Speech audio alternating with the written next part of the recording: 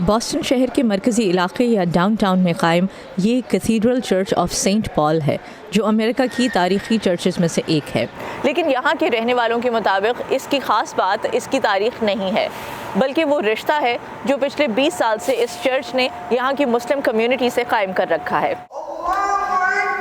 اس وقت یہاں نماز جمعہ کی ادائیگی کی تیاری ہو رہی ہے۔ اس تاریخی چرچ میں جمعے کی نماز کا یہ سلسلہ 20 سال پہلے اس وقت شروع ہوا تھا جب ایک مقامی یونیورسٹی میں مسلم کمیونٹی کے لیے بنائی گئی نماز ادا کرنے کی جگہ کم پڑ گئی تھی۔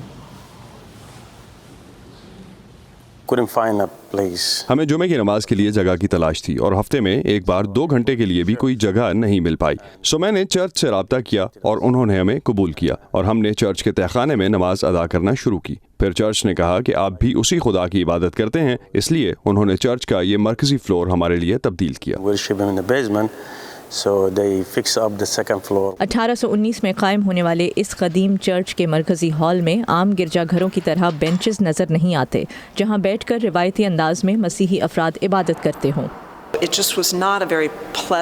یہ مسلم کمیونٹی کی عبادت کے لیے موزوں جگہ نہیں تھی، اس لیے ہال میں روشن دان اور کھڑکیاں بنائی گئی اور لوگوں کو آپس میں ملنے اور عبادت کرنے میں آسانی ہوتی ہے۔ قالین اور لکڑی کے بینچز نکال دیے گئے جس سے اب یہاں آواز بہتر طور پر گونجتی ہے۔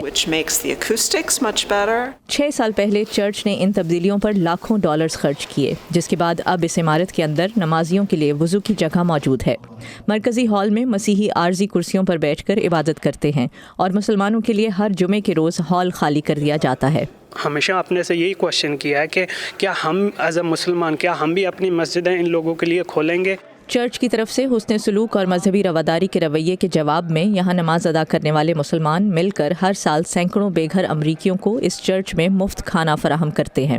اور اس کے علاوہ بھی ہم یہاں کئی بین المذہبی تقاریب منعقد کرتے ہیں جہاں مختلف نظریات پر بات کی جا سکے۔ گزشتہ 2 دہائیوں سے اس قدیم تاریخی چرچ اور مقامی مسلمانوں کا یہ بین المذہبی تعاون بoston کا دل کہے جانے والے اس علاقے کے ثقافتی منظرنامے کو نئی شکل دے رہا ہے۔ نخبت ملک، وائس آف امریکہ، بoston، میساچیوسیٹس۔